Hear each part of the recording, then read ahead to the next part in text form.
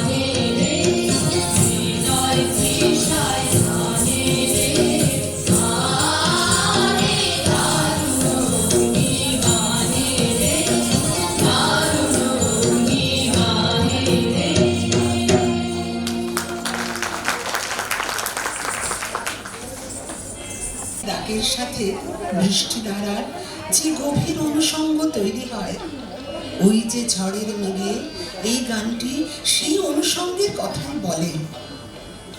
এখানে মেঘ কেবলমাত্র প্রকৃতির উপাদান নয়, এ যেন মনির গহনে জমে থাকা কথার পুঞ্জ, শত শত অপ্রকাশিত আবেগের স্তর। ঝড়ের আগমনে যেমন প্রকৃতি অস্থির হয়ে ওঠে, ঠিক তেমনি মানুষের মনও কখনো কখনো আকুল হয়ে ওঠে অপেক্ষায়, ভালোবাসায়। এই গানে বর্ষা হয়ে ওঠে মুক্তি, এক পরিশুদ্ধি, যেখানে সমস্ত ক্লান্তি ধুয়ে মুছে যায়। তাই এখানে বর্ষা শুধু জলধারা নয়, এটি যেন এক মুক্ত আত্মার ভাষা।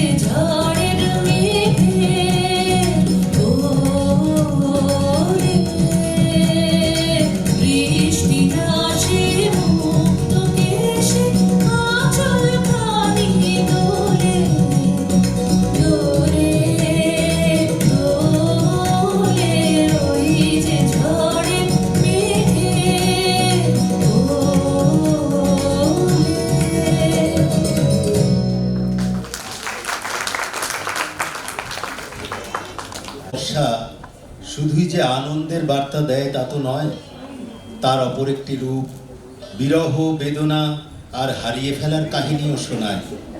আমার দিন ফুরালো, ব্যাকুল বাদল সাঁঝে, এই গানটির মধ্যে দিয়ে কবি বর্ষাধারাকে বিরহ ব্যথার রূপক হিসেবে প্রতিফলিত করেছেন। কখনো কখনো তিনি বর্ষার অক্লান্ত বর্ষণকে বিরহীর চোখের জলের জোয়ারের সাথে তুলনা করেছেন। আবার গহন মেঘের নিবিড় ধারার মাঝে তিনি পরমাত্মা তথা তার একান্ত প্রিয়জনের সাথে মিলিত হতেও চেয়েছেন, যে মিলন আপাত দুঃখের হলেও তাতে মিলেমিশে আছে আনন্দের রেশ, অমৃতের স্বাদ আর মিলন ও বিরহের অবিচ্ছেদ্য সুখানুভূতি।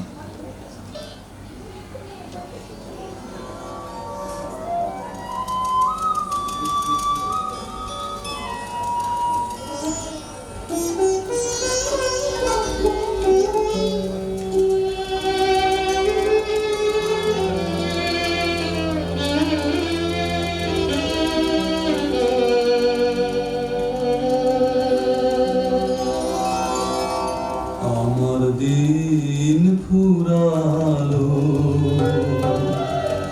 ব্যাকুল বাদল সাথে আমার দিন ফুরালো,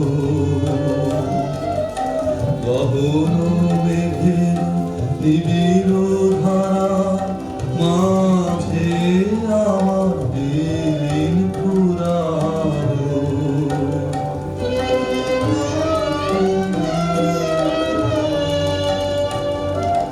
বনের ছায়ায় জল ছল ছল সুরে হৃদয়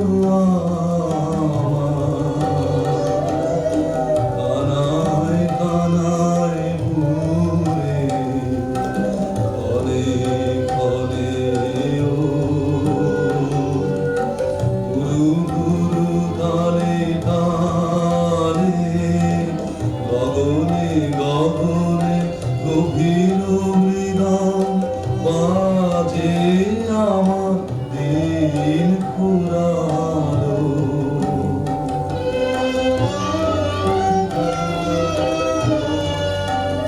তরুণ দূরের মানুষ যেন এগোয়া কাছে, তিমির আড়ালে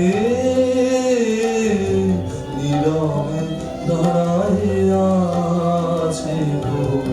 দূরের মানুষ যেন এলো আজ কাছে, তিমির আড়ালে নীরবে দাঁড়ায় আছে।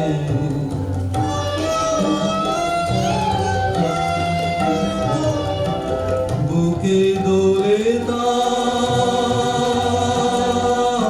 বিরহ ব্যথার মালা, গোপন মিলন অমৃত গন্ধ ধারা মনে হয় তার চরণের ধুলি জানি, আর মানে তার অজানা জলের সাজে আমার দিন ফুরালো, ব্যাকুল বাঁধন সাজে আমার দিন ফুরালো।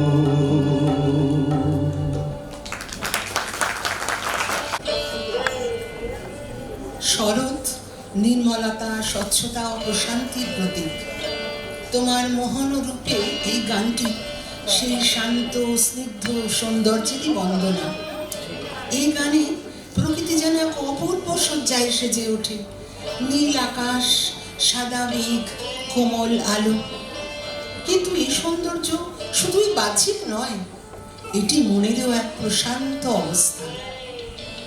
শরৎ এখানে এক ধ্যানমগ্ন অনুভূতি, যেখানে মানুষ প্রকৃতির সাথে একাত্ম হয়ে যায় আর প্রকৃতির সেই মোহন রূপেই খুঁজে পায় নিজের অন্তরের স্বরূপ।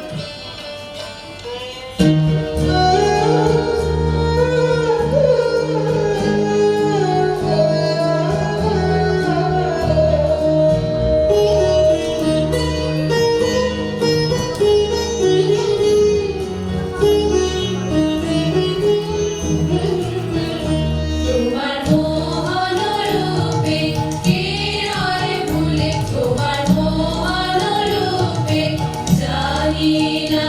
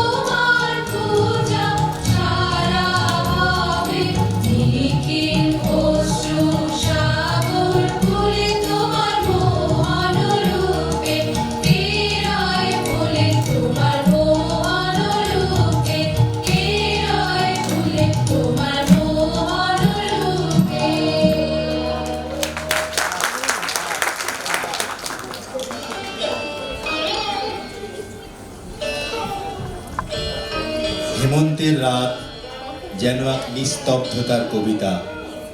হিমেরও রাতের ওই দগনের দিনগুলিরে গানটি সেই নীরব গভীর অনুভূতিরই প্রকাশ। এখানে প্রকৃতি ধীর স্থির এবং এক গভীর চিন্তার মাঝে নিমগ্ন। হিমেল হাওয়ার স্পর্শে, কুয়াশার আবরণে সব কিছু যেন একটু থেমে যায়। এই থেমে যাওয়ার মাঝেই আছে এক আত্মবিশ্লেষণ, এক অন্তর্মুখী যাত্রা।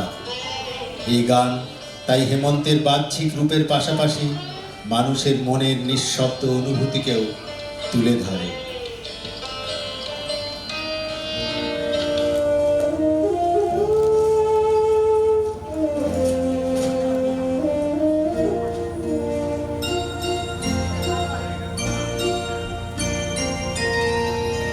হিমের রাতে ওই গগনের দ্বীপগুলিরে হেমন্তিকা করল গোপন আঁচল ঘিরে ঘিরে ঘিরে।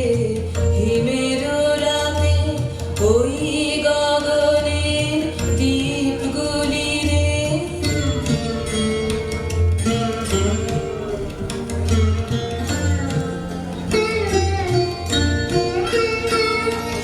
ঘরে ঘরে ডাক পাঠালো দীপালিকায় জ্বালাও আলো জ্বালাও আলো আপন আলো সাজাও আলোয় ধরিত্রীরে।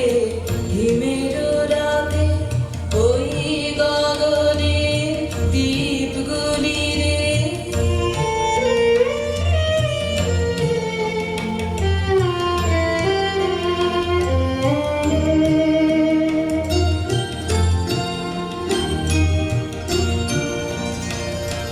শূন্য এখন ফুলের বাগান, দোয়েল কোকিল গাহে না গান।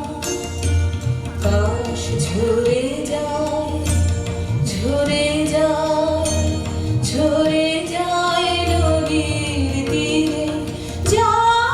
বিষাদ বিষাদ কালো দীপালিকায় জ্বালাও আলো জ্বালাও আলো আপন আলো শোনাও আলোর জয় বাণী রে। হিমের রাতে ওই গগনের দ্বীপগুলিরে হেমন্তিকা করল গোপন আঁচল ঘিরে ঘিরে ঘিরে। হিমের রাতে ওই গগনের দ্বীপগুলিরে।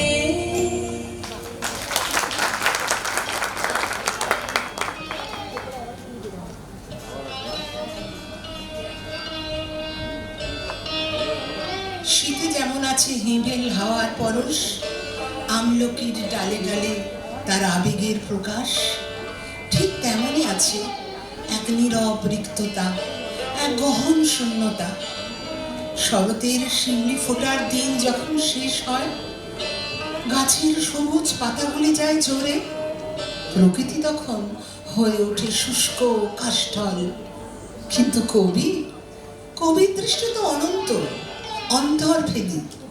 তিনি তখনও প্রকৃতির এই জীর্ণ শীর্ণ সাজের মাঝে স্রষ্টার সৌন্দর্যকে দেখতে পান, অর্থাৎ কুরূপের মাঝেও তিনি অরূপের সন্ধান পান। আবার একই সাথে প্রকৃতির এই জীর্ণ সাজ দেখতে দেখতে ক্লান্ত অসহিষ্ণু হয়ে তিনি বসন্তের আগমনও প্রত্যাশা করেন। তাই তো তিনি বিশ্বের কবি, যিনি মন্দের মাঝে ভালোটিকে খুঁজে বার করে তারই সাথে আরো ভালোকে আহ্বান জানান।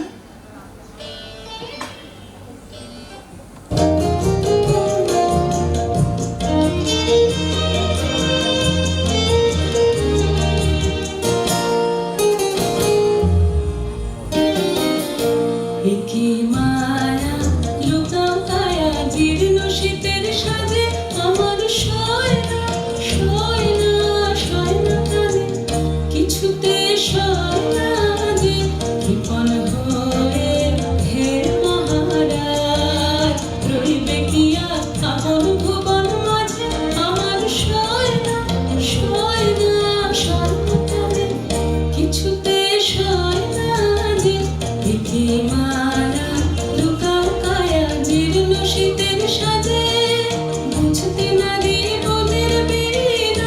তোমার প্রসাদ পাবে কি না হিমের হাওয়া গগন ভরা ব্যাকুল রোদন বাজে বিপন ভয়ে হে মহারাজ রইবে কি আজ আপন ভুবন মাঝে আমার সয়না সয়না সয়না কিছুতে সয়না যে কি মায়া লুকাও কায়া জীর্ণ শীতের সাজে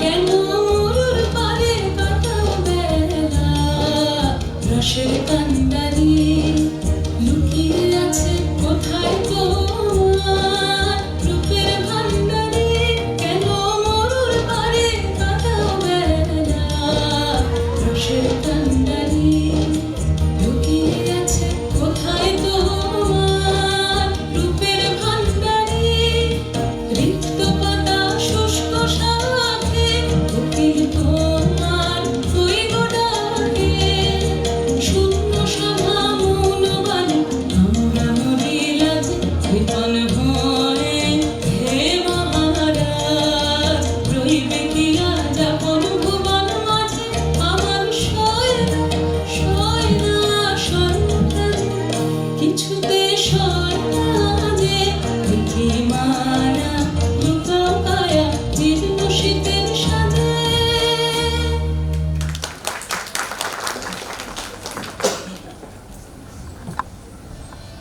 বসন্ত প্রকৃতির এক উচ্ছ্বসিত জাগরণ। দীর্ঘ শীতের নিস্তব্ধতা পেরিয়ে যখন প্রাণ ফিরে পায় পৃথিবী, তখন প্রকৃতি যেন নিজেই রঙের উল্লাসে ফেটে পড়েন। নীল দিগন্তে ওই ফুলের আগুন লাগলো, গানটি সেই অগ্নিময় সৌন্দর্যেরই রূপক, যেখানে ফুলের রং শুধু দৃশ্য নয়, এক অন্তর্লীন আবেগের বিস্ফোরণ। এই গানে বসন্ত মানে কেবল ঋতুর পরিবর্তন নয়, বসন্তে হয় প্রেমের আবির্ভাব, হৃদয়ের নবজন্ম। প্রকৃতির প্রতিটি কোণে শোনা যায় প্রেমের ডাক, বাতাসে ভেসে আসে এক অজানা আকুলতা। এখানে ফুলের আগুন আসলে জীবনের সেই স্পন্দন যা আমাদের ভেতরেও আলো জ্বেলে দেয়।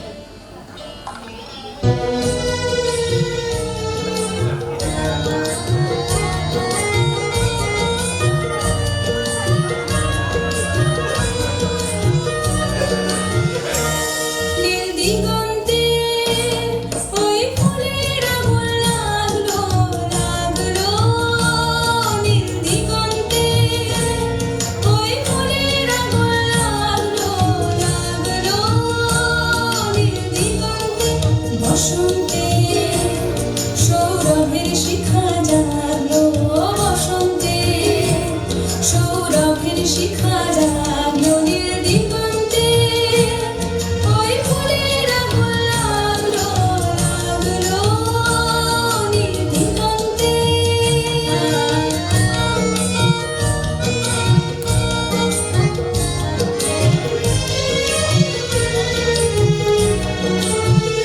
আকাশের লাগে ধাঁধা রবির আলোয় কি বাঁধা আকাশের লাগে ধাঁধা রবির আলোয় কি বাঁধা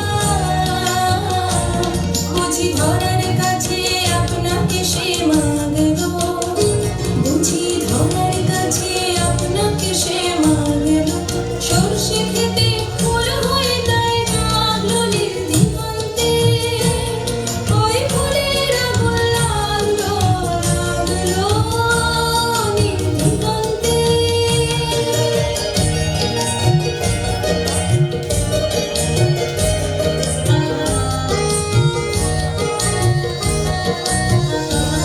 নীল দিগন্তে নীল দিগন্তে মোর বেদন খানি লাগলো অনেক কালের মনের কথা জাগলো নীল দিগন্তে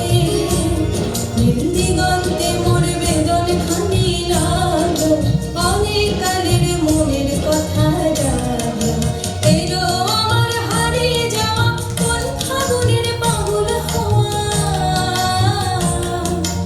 এলো আমার হারিয়ে যাওয়া কোন ফাগুনের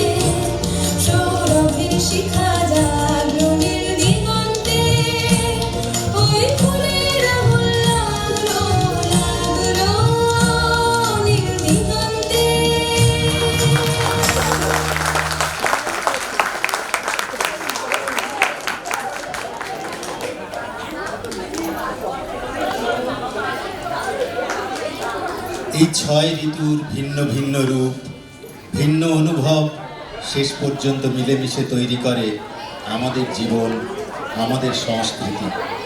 ঋতুর এই রঙিন যাত্রায় হয়ে ওঠে বাংলার প্রাণ, বাংলার গান। আজকের এই সুরের যাত্রার অন্তিম চরণে ফাগুন হাওয়ায় হাওয়ায় করেছি যে গান, চিরবসন্তের এই গানটির ভেলায় আপন হারা বাঁধন ছেঁড়া প্রাণ নিয়ে ভেসে যেতে বলেছেন কবি। তিনি বলেছেন, এসো আমরা সব ভুলে আপন হারা মনখানি নিয়ে এই বসন্তের প্রকৃতির সাথে একাত্ম হয়ে যায়।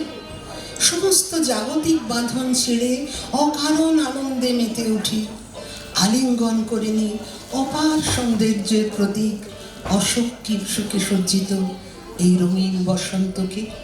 এসো আমরা সবাই মিলেমিশে ভালো থাকি, আনন্দে থাকি।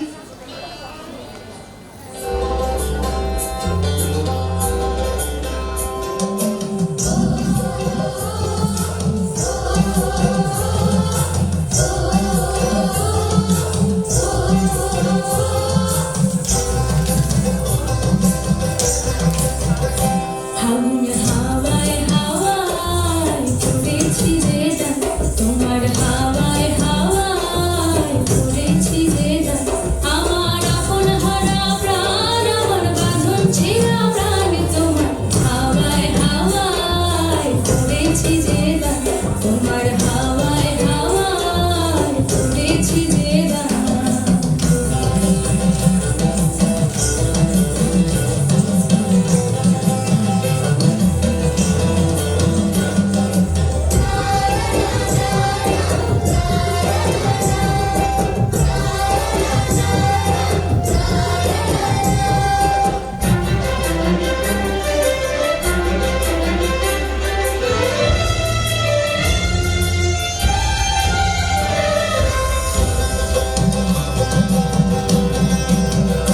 তোমার অশোকে তিন সুখে অলক্ষ রং লাগলো আমার বাঁকারণের সুখে। তোমার অশোকে তিন সুখে অলক্ষ রং লাগলো আমার বাঁকারণের সুখে।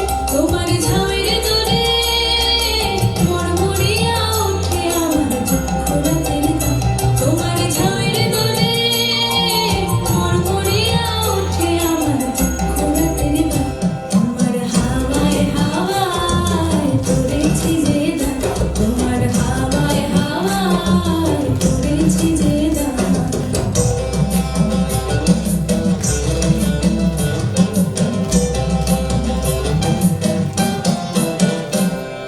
পূর্ণিমা সন্ধ্যায় তোমার রজনীগন্ধায় রূপসাগরের পাড়ের পানে উদাসী বনধায়।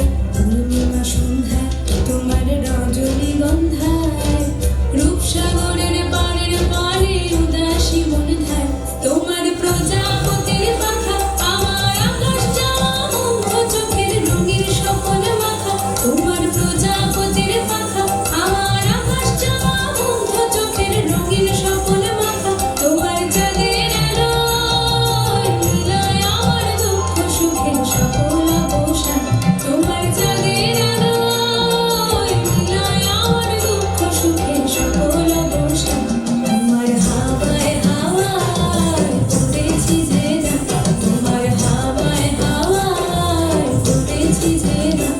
আমার আপন হারা প্রাণ, আমার বাঁধন ছেঁড়া প্রাণ, তোমার হাওয়ায় হাওয়ায় করেছি যে গান, তোমার হাওয়ায় হাওয়ায় করেছি যে গান।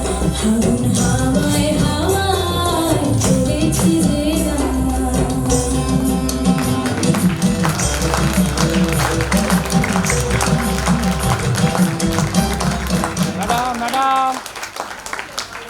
এতক্ষণ নৃত্যের তালে তালে যারা আমাদের মাতিয়ে রাখলো তাদের সকলের সঙ্গে আমরা পরিচয় করে নেব।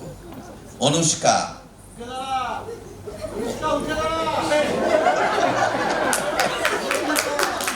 অভিশ্রী, আদ্রিকা, স্নিগ্ধা, আমায়রা,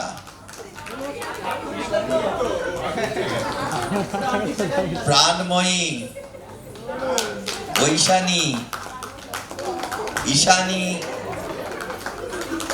অয়ন্তিকা, তৃষা, দেবাদ্রিতা, মৌলি, স্মরণিকা, আরাত্রিকা, প্রত্যাশা, হাততালিটা জোরে হোক, চুমকি, ঋদ্ধিমা, একাংশী, নন্দিনী, স্নেহা, অবন্তিকা, শঙ্খপর্ণা, আদ্রিজা, ইমন, ঈশিকা, আরেকটা আদ্রিতা, দিশানি এবং আমাদের গর্বের দেবারতী। এবারে সকলের জন্য একটা জোরে হাততালি। এখন আমাদের অনুষ্ঠান শেষে ধন্যবাদ জ্ঞাপন করবেন আমাদের প্রিয় প্রাক্তন শিক্ষক শ্রী স্নিগ্ধেন্দু শতপথী। তাকে আহ্বান জানাচ্ছি।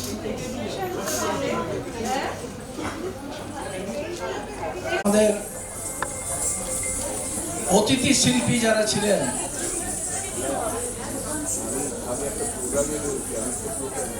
সোমা মুখার্জি,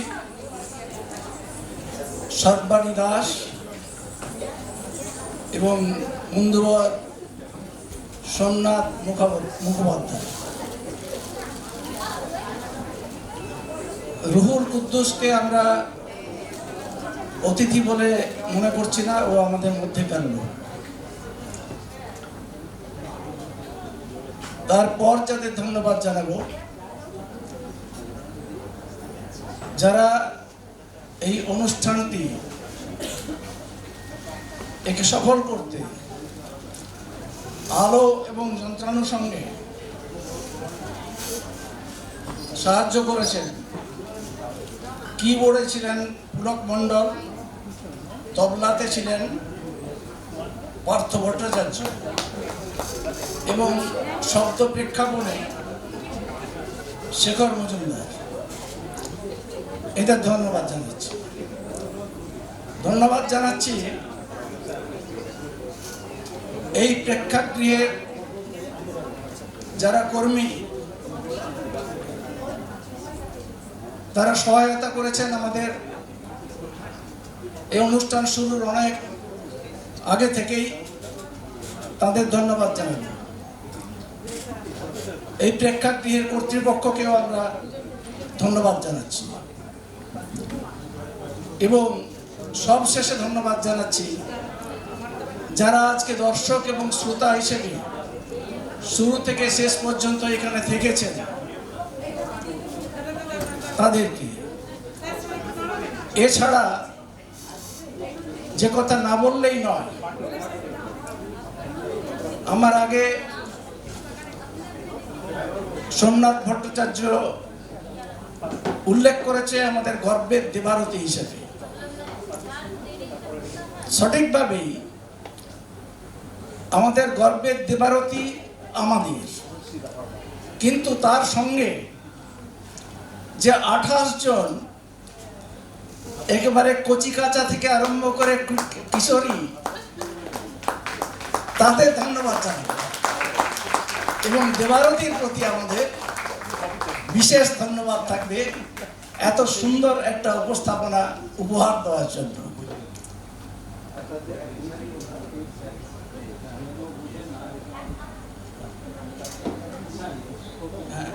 ও ঈশানীকে ধন্যবাদ জানাচ্ছি। দিশানী আজকের যে রবীন্দ্র নজরুল সন্ধ্যা লবণঘাট বিদ্যাপীঠ প্রাক্তনীদের পক্ষ থেকে এখানে অনুষ্ঠিত হলো, সেই অনুষ্ঠান সাফল্যের সঙ্গে হয়েছে এবং আমি তার সমাপ্তি ঘোষণা করছি। আপনারা সকলে ভালো থাকবেন। এইভাবে প্রাক্তনীদের সাহায্য করে যাবেন এবং আগামী দিনে আরো ভালো যাতে অনুষ্ঠান উপহার পাওয়া যায় সেজন্য প্রাক্তনীরা দায়বদ্ধ থাকবে। নমস্কার। এবং অবশ্যই রবীন্দ্রনাথ এবং নজরুলকে আমাদের হৃদয়ে ধারণ করতে হবে।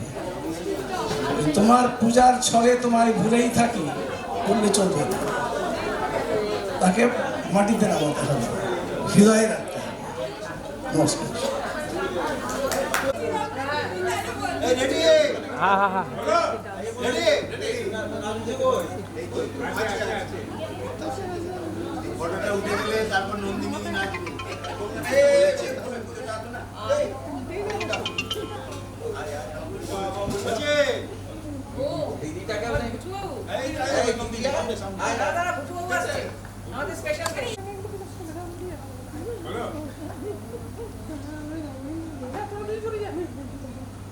Ready?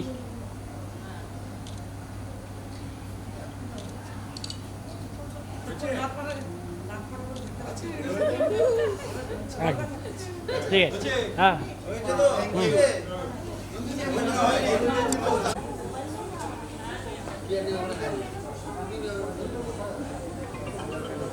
ঠিক আছে